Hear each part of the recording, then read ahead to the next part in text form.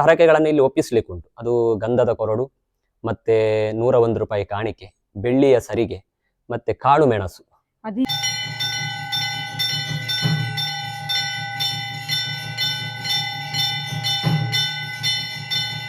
ನಮಸ್ಕಾರ, welcome back to Shreya Maravanthe channel. ನಾನಿವತ್ತು ಒಂದು ದೇವಸ್ಥಾನಕ್ಕೆ ಬಂದಿದ್ದೇನೆ. ಈ ದೇವಸ್ಥಾನದಲ್ಲಿ ಎಂಥದ್ದೇ ಉಬ್ಬಸ ಸಮಸ್ಯೆ ಇದ್ದವರಿಗಾದ್ರೂ ಪರಿಹಾರ ಸಿಗ್ತದಂತೆ. ಹೌದು, ನಾನಿವತ್ತು ಬಂದಿರುವಂತಹ ದೇವಸ್ಥಾನ ಅದ್ಯಪಾಡಿಯಲ್ಲಿರುವಂತಹ ಆದಿನಾಥೇಶ್ವರ ದೇವಸ್ಥಾನ. ಇದು ಏರ್ಪೋರ್ಟಿನಿಂದ ಕೇವಲ 2 ಕಿಲೋಮೀಟರಲ್ಲಿದೆ. ಹಾಗೆ ನಮಗೆ ಮಂಗಳೂರು ಬರೋರಿಗೆ ಇದು ತುಂಬ ಹತ್ತಿರವಾದಂತಹ ದೇವಸ್ಥಾನ. ಈ ದೇವಸ್ಥಾನಕ್ಕೆ ಬಂದು ಹರಕೆ ಹೊತ್ಕೊಂಡ್ರೆ ಅದು ಎಂಥದ್ದೇ ಉಬ್ಬಸದ ಸಮಸ್ಯೆ ಇದ್ರೂ ಕೂಡ ಪರಿಹಾರ ಆಗ್ತದಂತೆ. ಹಾಗಾದ್ರೆ ಈ ದೇವಸ್ಥಾನದಲ್ಲಿ ಹರಕೆಯನ್ನ ಹೇಗೆ ಹೊರಬೇಕು, ಹಾಗೆ ಇಲ್ಲಿ ಈಶ್ವರ ಮೂರ್ತಿಯು ಉದ್ಭವ ಲಿಂಗವಾಗಿರ್ತದೆ. ಹಾಗೆ ಈ ದೇವಸ್ಥಾನದಲ್ಲಿ ಒಂದು ವಿಶೇಷ ಅಂತಂದ್ರೆ, ನೀವು ದೇವಸ್ಥಾನಕ್ಕೆ ಬರಬೇಕಾದ್ರೆ ಎಂಟ್ರೆನ್ಸ್ ಎಲ್ಲ 2 ಸೈಡ್ ನಿಮಗೆ ಕೆರೆ ಸಿಗ್ತದೆ. ಒಂದು ಎಡಬದಿಯಲ್ಲಿ ಹಾಗೂ ಮತ್ತೆ ಬಲಬದಿಯಲ್ಲಿ. ಇಲ್ಲಿ ವರ್ಷದ 365 ದಿನ ಕೂಡ ನೀರಿಂದ ತುಂಬಿರ್ತದೆ. ಯಾವ ತರ ಹರಕೆ ಹೊರಬೇಕು, ಹಾಗೆ ಅದನ್ನ ಹೇಗೆ ನಿರ್ವಹಣೆ ಮಾಡಬೇಕು, ಮತ್ತೆ ಈ ದೇವಸ್ಥಾನಕ್ಕೆ ಯಾವಾಗ ಬಂದು ಆ ಹರಕೆಯನ್ನ ತೀರಿಸಬೇಕು, ಇದೆಲ್ಲವನ್ನ ನಿಮ್ಗೆ ಬಿಡಿ ಬಿಡಿಯಾಗಿ ತಿಳಿಸ್ತಾ ಹೋಗ್ತಾನೆ. ಹಾಗೆ ಈ ದೇವಸ್ಥಾನದ ಇತಿಹಾಸವನ್ನ ಅರ್ಚಕರ ಬಾಯಲ್ಲೇ ಕೇಳೋಣ. ಈ ವಿಡಿಯೋನ ತಪ್ಪದೆ ಕೊನೆ ತನಕ ನೋಡಿ, ಬನ್ನಿ. ಇಲ್ಲಿ ನಾನು ಹೇಳಿದಾಗೆ 2 ಕೆರೆಗಳಿರುತ್ತೆ. ಒಂದು ಲೆಫ್ಟ್ ಸೈಡಲ್ಲಿ, ಇನ್ನೊಂದು ರೈಟ್ ಸೈಡಲ್ಲಿ ಇರುತ್ತೆ. ಒಂದು ಇರುವಂಥದ್ದು ಭಕ್ತಾದಿಗಳಿಗೆ ಕಾಲನ್ನು ತೊಳೆದುಕೊಂಡು ತಲೆ ಮೇಲೆ ತೀರ್ಥವನ್ನು ಪ್ರೋಕ್ಷಣೆ ಮಾಡಿಕೊಂಡು ದೇವಸ್ಥಾನದ ಒಳಗಡೆ ಹೋಗ್ತೀವಿ. ಹಾಗೆ ಇನ್ನೊಂದು ಕಡೆ ಇರುವಂಥದ್ದು ಅರ್ಚಕರು ಅದರಲ್ಲಿ ಸ್ನಾನ ಮಾಡಿ ಆ ದಿನದ ಒಂದು ಪೂಜಾ ಕೈಂಕರ್ಯಗಳನ್ನು ಮಾಡ್ತಾರೆ. ಅಭಿಷೇಕ ಪ್ರಿಯ ರುದ್ರ ಅಂತ ಹೇಳ್ತಾರೆ. ಅಂತಂದರೆ ಈಶ್ವರ ದೇವರಿಗೆ ಅಭಿಷೇಕ ಅಂತಂದರೆ ತುಂಬ ಪ್ರಿಯ ಅಂತೆ. ಈ ದೇವಸ್ಥಾನದಲ್ಲಿ 2 ಕೆರೆಗಳನ್ನು ನೋಡಿದಾಗ ನನಗೂ ಹಾಗೆ ಅನಿಸ್ತು. ಹಾಗೆ ಈ ಶಿವನ ದರ್ಶನವನ್ನು ಮಾಡ್ಕೊಂಡು ಬನ್ನಿ.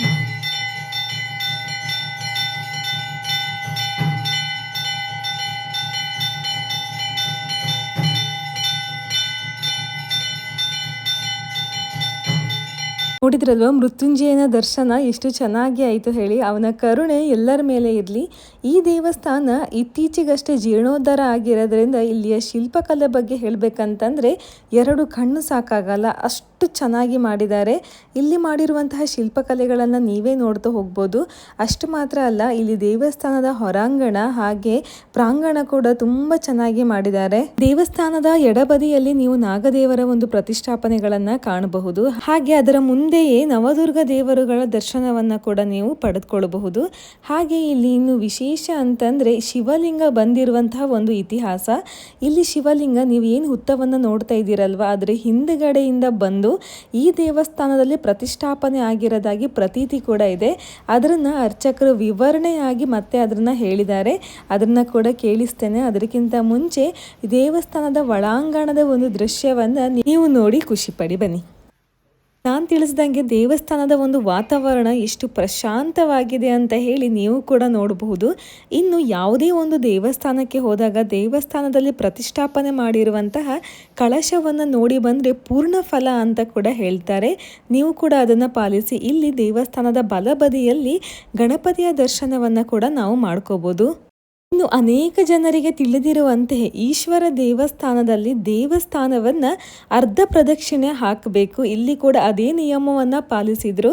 ನೀವು ಕೂಡ ನೋಡ್ಬೋದು. ಇಲ್ಲಿ ಗಣಪತಿಯ ದರ್ಶನವನ್ನು ಮುಗಿಸಿ ನಾವು ಎಡಬದಿಗೆ ಬಂದಾಗ ಅಲ್ಲಿ ಒಂದು ಗೇಟನ್ನು ಹಾಕಿದ್ದಾರೆ. ಅಂತಂದರೆ ಅರ್ಧ ಪ್ರದಕ್ಷಿಣೆಯನ್ನು ಮಾಡಿ ಮತ್ತೆ ನಾವು ಅದೇ ವೃತ್ತದಲ್ಲಿ ವಾಪಸ್ ಬಂದು ದೇವರ ದರ್ಶನವನ್ನು ಮಾಡುವಂಥದ್ದು.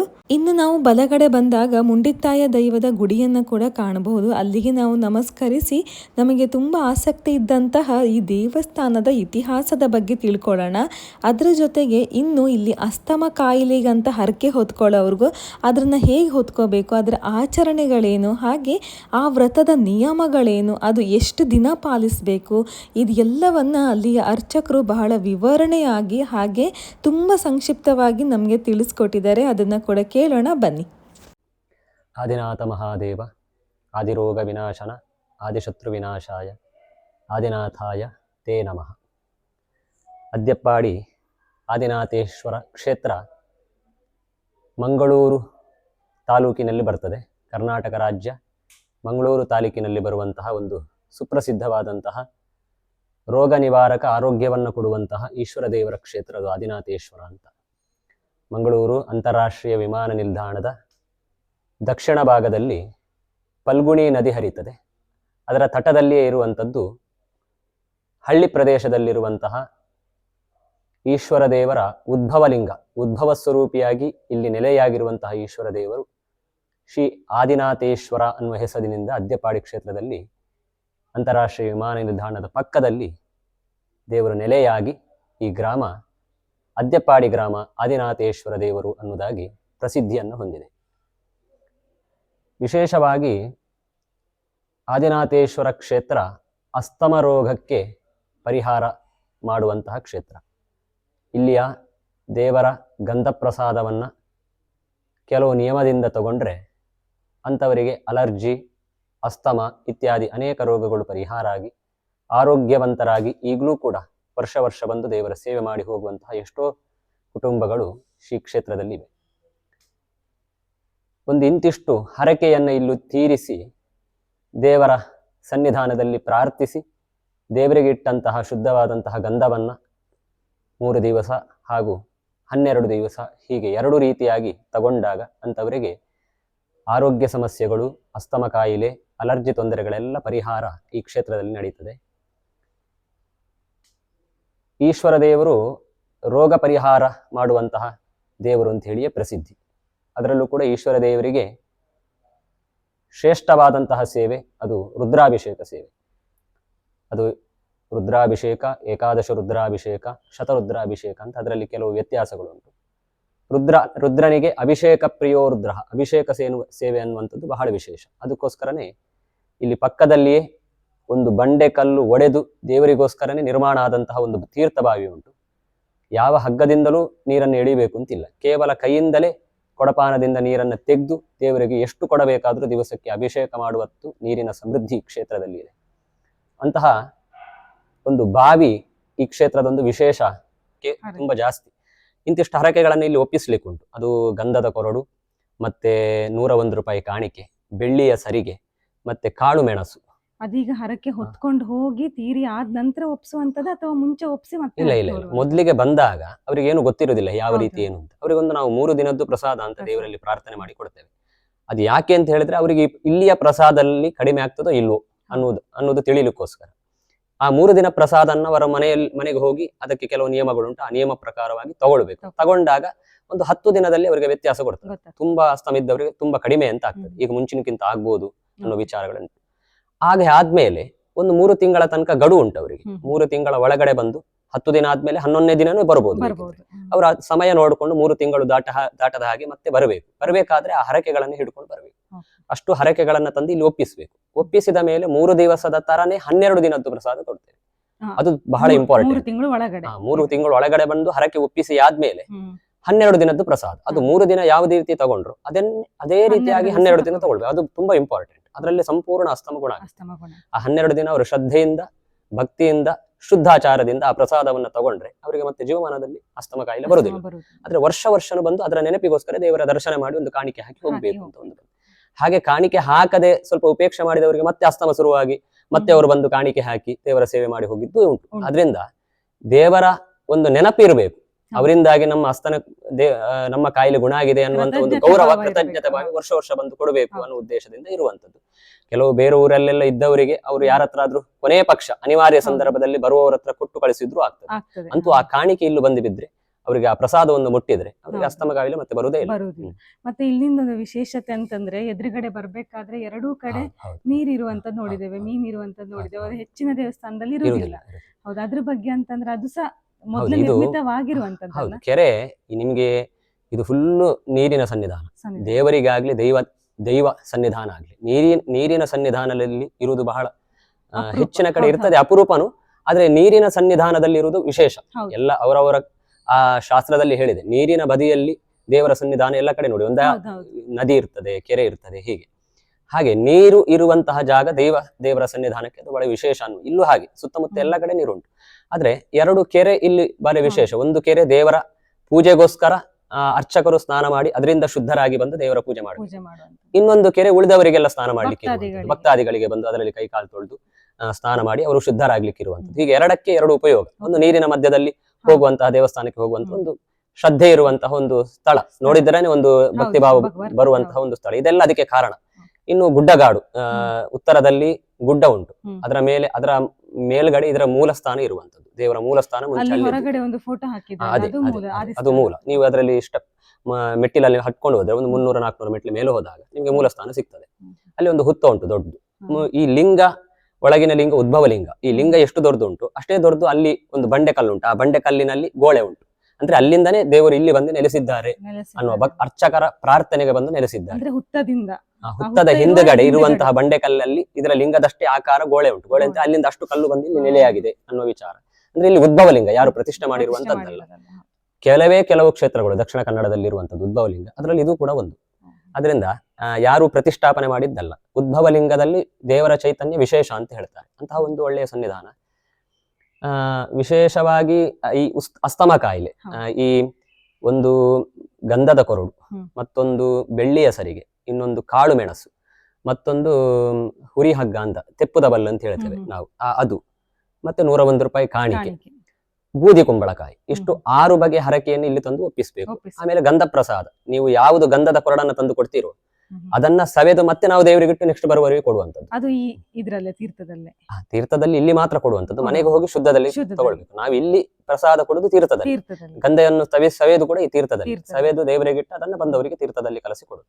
ಮನೆಗೆ ಹೋದ್ಮೇಲೆ ಅದನ್ನ ಶುದ್ಧ ನೀರಿನಲ್ಲಿ ಕಲಸಿ ಅವರು ಪ್ರತಿದಿನ ಕುಡಿಬೇಕು. ಹಾಗೆ ಕ್ರಮ ಇರುವಂತದ್ದು.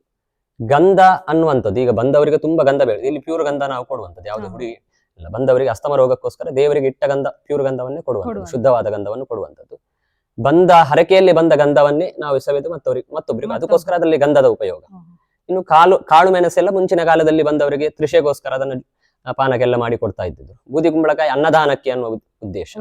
ಮತ್ತೆ ಸೆಪ್ಪುದ ಬಳ್ಳ ಅಂದ್ರೆ ಹುರಿ ಹಾಕಿ ಇಲ್ಲಿ ಜಾತ್ರಾ ಸಮಯದಲ್ಲಿ ಅದನ್ನ ಚಪ್ಪರ ಎಲ್ಲ ಹಾಕ್ಲಿಕ್ಕೆ ಅದು ಉಪಯೋಗ ಆಗ್ತದೆ. ಗಂಧದ ಕೊರಡೊಂದು ದೇವರ ಹತ್ರ ಹೋಗ್ತದೆ. ಬೆಳ್ಳಿ ಸರಿಗೆ ದೇವರಿಗೆ ಆಭರಣಕ್ಕಾಗಿ ಮುಂದೆ ಉಪಯೋಗ ಆಗುವ ವಿಚಾರ ಇದು. ಪ್ರತಿಯೊಂದು ಕೊಟ್ಟಂತಹ ಹರಕೆ ಸುತ್ತು ಕೂಡ ದೇವರ ಸನ್ನಿಧಾನದಲ್ಲಿ ಉಪಯೋಗಕ್ಕೆ ಬರ್ತದೆ. ಮತ್ತೆ ಈಗ ಇಲ್ಲಿ ಅನ್ನ ಪ್ರಸಾದ ಇದು ಪೂರ್ಣ ಪ್ರತಿಷ್ಠೆ ಆದ್ರ ಮೇಲೆ ಸ್ಟಾರ್ಟ್ ಆಗಿರುವಂತದ್ದು ನೋಡಿ. ಇಲ್ಲಿ ಅಂದ್ರೆ ಇದು ಈಗ ಸ್ವಲ್ಪ ಮುಂದುವರಿದಿದೆ ಪ್ರದೇಶ. ಇಲ್ಲಿ ಉತ್ತರದಲ್ಲಿರುವಂತಹ ಗುಡ್ಡದ ಮೇಲೆ ಅಂತಾರಾಷ್ಟ್ರೀಯ ವಿಮಾನ ನಿಲ್ದಾಣ ರನ್ವೇ ಇದೆ. ರನ್ವೇ ಇರುವಂತದ್ದು ಇಲ್ಲಿ ಉತ್ತರದಲ್ಲಿರುವ ಗುಡ್ಡದ ಮೇಲೆ. ವಿಮಾನ ನಿಲ್ದಾಣಕ್ಕೆ 2 ಕಿಲೋಮೀಟರ್ ಹತ್ತಿರ ಈ ಟೆಂಪಲ್. ಮುಂಚೆ ಎಲ್ಲ ಗುಡ್ಡುಗಾಡು ತುಂಬಾ ನಡ್ಕೊಂಡು ಬಂದು ಬರ್ಬೇಕಾದಂತ ಪರಿಸ್ಥಿತಿ. ಸ್ವಂತ ಗಾಡಿ ಇದ್ರು ಕೂಡ ಕಷ್ಟದಲ್ಲಿ ಬರುವಂತದ್ದು. ಬಸ್ ಎಲ್ಲ ತುಂಬಾ ದೂರದಲ್ಲಿ ನಿಲ್ತದೆ. ತುಂಬಾ ಕಷ್ಟ ಉಂಟು. ಈಗ ನಿಮಗೆ ಇದೇ ಕಷ್ಟ ಅಲ್ಲ, ಇದು ಈಗ ತುಂಬಾ ಮುಂದುವರೆದಿದೆ. ಮುಂಚೆ ತುಂಬಾ ಒಂದು ಬಸ್ ಹೋಗ್ಬೇಕಾದ್ರೆ ನಾವು 2.5 ಕಿಲೋಮೀಟರ್ ಗುಡ್ಡ ಹತ್ತಿ ಹೋಗ್ಬೇಕು. ಅವಾಗ ತುಂಬಾ ಕಷ್ಟದ ಸಂದರ್ಭ. ಆ ಸಂದರ್ಭದಲ್ಲಿ ಕೂಡ ಎಲ್ಲೆಲ್ಲಿಂದಲೂ ಈ ಅಸ್ತಮ ರೋಗಕ್ಕೆಲ್ಲ ಭಕ್ತರೆಲ್ಲ ಬಂದ ಸಂದರ್ಭದಲ್ಲಿ ಅವರಿಗೆ ಹಿಂದೆ ಹೋಗ್ಲಿಕ್ಕೆ ವ್ಯವಸ್ಥೆ ಇಲ್ಲ, ಬರುವಾಗ್ಲೇ ತುಂಬಾ ಸುಸ್ತಾಗಿರ್ತಾರೆ. ಇಲ್ಲಿ ಅನ್ನದಾನ ಮಾಡುವಷ್ಟು ಇಲ್ಲಿ ಆದಾಯಗಳೆಲ್ಲ. ಅಂತಹ ಸಂದರ್ಭದಲ್ಲಿ ಇಲ್ಲಿಯ ಒಂದು ಮುಕ್ತೇಶ್ವರೆಲ್ಲ ಒಂದು ಚಿಂತನೆ ಮಾಡಿ ಊರಿನವರೊತ್ತಿಗೆಲ್ಲ ಸಮಾಲೋಚನೆ ಮಾಡಿ ಹೇಗಾದ್ರೂ ಒಂದು ಹಣದ ಒಡ್ಡುವಿಗೆ ಮಾಡಿ ಬಂದವರಿಗೆ ಒಂದು ಅನ್ನದಾನ ನಡೆಯಬೇಕು ಅಂತ ಹೇಳಿ ಒಂದು ವ್ಯವಸ್ಥೆಯಿಂದ ಒಂದು 18-20 ವರ್ಷದ ಮುಂಚೆ ಇಲ್ಲಿ ನಿತ್ಯ ಅನ್ನದಾನ ಶುರುವಾಗಿದೆ.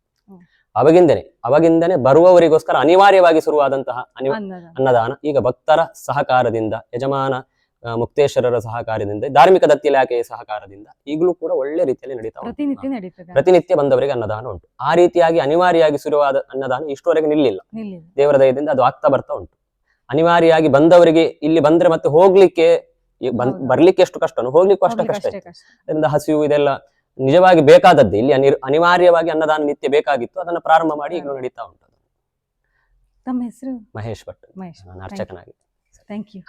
ಹೇಳಿದ್ರಲ್ವ ಎಷ್ಟು ಸಂಕ್ಷಿಪ್ತವಾಗಿ ದೇವಸ್ಥಾನದ ವಿವರಣೆ, ಹಾಗೆ ಅಸ್ತಮ ಕಾಯಿಲೆ ಇರುವವರು ಬಂದು ಹೇಗೆ ಇಲ್ಲಿ ಹರಕೆಯನ್ನು ಹೊತ್ಕೋಬೇಕು ಅಂತ ತಿಳಿಸ್ಕೊಟ್ರು. ಅಲ್ಲಿಂದ ಇತಿಹಾಸವನ್ನು ತಿಳಿದುಕೊಂಡ ಖುಷಿಯಲ್ಲಿ ಅನ್ನಪ್ರಸಾದ ಮಾಡಲಿಕ್ಕೆ ಹೊರಟ್ವಿ. ಇಲ್ಲಿ ಪ್ರತಿದಿನ ಅನ್ನಪ್ರಸಾದ ಇರುತ್ತೆ. ಅರ್ಚಕರು ತಿಳಿಸಿದ ಹಾಗೆ ಹರಕೆಯಲ್ಲಿ ಬರುವ ಕುಂಬಳಕಾಯಿಯಿಂದ ಸಾರನ್ನು ಮಾಡಿ ಬರುವಂತಹ ಭಕ್ತಾದಿಗಳಿಗೆ ಬಳಸಲಾಗುತ್ತೆ. ಹಾಗೆ ಇನ್ನು ಹರಕೆ ರೂಪದಲ್ಲಿ ಬಂದಂತಹ ಅದೆಷ್ಟೋ ವಸ್ತುಗಳನ್ನು ದೇವಸ್ಥಾನದ ಕಾರ್ಯಗಳಿಗೆ ಬಳಸಲಾಗುತ್ತೆ. ನಾವು ಕೂಡ ಇಲ್ಲಿನ ಅನ್ನಪ್ರಸಾದವನ್ನು ಸ್ವೀಕರಿಸಿದ್ವಿ. ನೀವು ಕೂಡ ಹೋದರೆ ಖಂಡಿತವಾಗಿ ಅನ್ನಪ್ರಸಾದವನ್ನು ಸ್ವೀಕರಿಸಿ. ಹಾಗೆ ಇಲ್ಲಿಂದ ಬರುವವರಿಗೆ ಬಸ್ಸಿನ ವ್ಯವಸ್ಥೆ ಕೂಡ ಇರುತ್ತೆ, ಅಥವಾ ನಿಮ್ಮ ಓನ್ ವೆಹಿಕಲಿಂದ ಬಂದರೆ ಇನ್ನೂ ತುಂಬ ಹತ್ತಿರವಾಗಿರುತ್ತೆ. ಇದು ಮಂಗಳೂರಿನ ಬಜ್ಪೆ ನಿಲ್ದಾಣಕ್ಕೆ ಹೋಗುವಂಥ ದಾರಿಯಲ್ಲಿ ಅದ್ಯಪಾಡಿಯಲ್ಲಿರುವಂತಹ ದೇವಸ್ಥಾನವಾಗಿರುತ್ತೆ. ಅಲ್ಲಿಯ ಸ್ಥಳೀಯರ ಹತ್ರ ಕೇಳಿದರೆ ಈ ದೇವಸ್ಥಾನದ ಬಗ್ಗೆ ನಿಮಗೆ ಇನ್ಫಾರ್ಮೇಷನ್ ಕೂಡ ಕೊಡ್ತಾರೆ. ಅಷ್ಟು ಮಾತ್ರ ಅಲ್ಲ, ಇನ್ನು ಹೆಚ್ಚಿನ ಡೀಟೇಲ್ಸ್ನ ನಾನು ಡಿಸ್ಕ್ರಿಪ್ಷನಲ್ಲಿ ಕೂಡ ಹಾಕಿರ್ತೀನಿ, ಅಲ್ಲಿ ಕೂಡ ನೀವು ಚೆಕ್ ಮಾಡ್ಕೋಬೋದು. ಹಾಗೆ ನಿಮಗೆ ಈ ದೇವಸ್ಥಾನದ ಬಗ್ಗೆ ಏನಾದರೂ ಡೌಟ್ಸ್ ಇದ್ದರೆ ಕಮೆಂಟ್ ಕೂಡ ಮಾಡ್ಬೋದು. ನನಗೆ ತಿಳಿದಷ್ಟು ಮಟ್ಟಿಗೆ ನಿಮಗೆ ರಿಪ್ಲೈ ಮಾಡ್ತೇನೆ. ಹಾಗೆ ದೇವಸ್ಥಾನದ ಹೊರಗಡೆ ಇರುವಂತಹ ರುದ್ರಾಕ್ಷಿ ಗಿಡ, ನವಗ್ರಹಗಳು ಹಾಗೆ ಇನ್ನಿತರ ಒಂದು ವಾತಾವರಣವನ್ನು ಸವಿಲಿಕ್ಕೆ ಅರ್ಧ ದಿನ ಸಾಕಾಗಲ್ಲ. ಅಷ್ಟೊಂದು ಶಾಂತವಾಗಿರುವಂತಹ ದೇವಸ್ಥಾನವಿದು. ನೀವೇನಾದರೂ ಮಂಗಳೂರು ಬಂದರೆ ಖಂಡಿತವಾಗಿ ಈ ದೇವಸ್ಥಾನಕ್ಕೆ ವಿಸಿಟ್ ಮಾಡಿ. ನೀವು ನನಗೆ ಧನ್ಯವಾದ ಅಂತೂ ಹೇಳ್ತೀರಾ. ಹಾಗೆ ದೇವಸ್ಥಾನದ ಹೊರಗಡೆ ಆಫೀಸ್ ಇರುತ್ತೆ, ಅಲ್ಲಿ ನಿಮಗೆ ಸೇವಾ ಚೀಟಿಗಳನ್ನು ಮಾಡ್ಕೊಳ್ಳೋದಿದ್ರೆ ಅಲ್ಲಿಯೇ ಮಾಡ್ಕೋಬೋದು. ಅದರ ವಿವರಣೆಯನ್ನು ಕೂಡ ನಾನು ನಿಮಗೆ ಇಲ್ಲಿ ತೋರಿಸ್ತಾ ಇದ್ದೇನೆ. ಮುಂದಿನ ಸಲ ಬರಬೇಕಾದ್ರೆ ನಿಮಗೆ ಬಹಳ ಹೆಲ್ಪ್ ಆಗುತ್ತೆ. ಹಾಗೆ ಇಲ್ಲಿಗೆ ಬರುವಂತಹ ಎಲ್ಲ ಭಕ್ತಾದಿಗಳ ಕಷ್ಟಗಳು ನಿವಾರಣೆ ಆಗಲಿ, ಅದರಲ್ಲೂ ಕೂಡ ಅಸ್ತಮ ಕಾಯಿಲೆಯಿಂದ ಬಳಲುತ್ತಿರುವಂತಹ ಎಷ್ಟೋ ಭಕ್ತಾದಿಗಳಿಗೆ ಈ ಒಂದು ವಿಡಿಯೋ ಸಹಕಾರವಾಗಲಿ ಅಂತ ನಾನು ದೇವರ ಹತ್ರ ಪ್ರಾರ್ಥನೆ ಮಾಡ್ತೇನೆ. ಹಾಗೆ ನಿಮ್ಮಲ್ಲಿ ಯಾರಿಗಾದ್ರೂ ಉಬ್ಬಸದ ಸಮಸ್ಯೆ ಇದ್ರೆ, ಹಾಗೆ ಚರ್ಮದ ಕಾಯಿಲೆಗಳಿಂದ ಬಳಲ್ತಾ ಇದ್ರೆ ಅವರಿಗೆ ಈ ವಿಡಿಯೋನ ತಪ್ಪದೆ ಶೇರ್ ಮಾಡಿ. ಖಂಡಿತವಾಗಿ ಅವರಿಗೆ ಸಹಾಯ ಆಗುತ್ತೆ. ಈ ದೇವಸ್ಥಾನದ ಇತಿಹಾಸವನ್ನು ನಿಮ್ಮ ಮುಂದೆ ಇಡುವುದನ್ನು ನನ್ನ ಸಣ್ಣ ಪ್ರಯತ್ನ. ವಿಡಿಯೋ ಇಷ್ಟ ಆಗಿದ್ರೆ ಖಂಡಿತವಾಗಿ ಸಬ್ಸ್ಕ್ರೈಬ್ ಮಾಡಿ. ಹಾಗೆ ನಿಮಗೆ ಇಂಥದೇ ವಿಶೇಷವಾದ ದೇವಸ್ಥಾನಗಳ ಪರಿಚಯ ಇದ್ರೆ ಕಮೆಂಟ್ ಮಾಡಿ. ಆದಷ್ಟು ಬೇಗ ಅಲ್ಲಿಯ ಒಂದು ಕಿರು ಪರಿಚಯವನ್ನು ನಿಮ್ಮ ಮುಂದೆ ಇಡಲಿಕ್ಕೆ ಪ್ರಯತ್ನ ಪಡ್ತೇನೆ. ಈ ವಿಡಿಯೋ ಇಷ್ಟ ಆದರೆ ನನ್ನ ಚಾನಲ್ನ ತಪ್ಪದೆ ಸಬ್ಸ್ಕ್ರೈಬ್ ಮಾಡಿ, ಹಾಗೆ ಲೈಕ್ ಮಾಡಿ.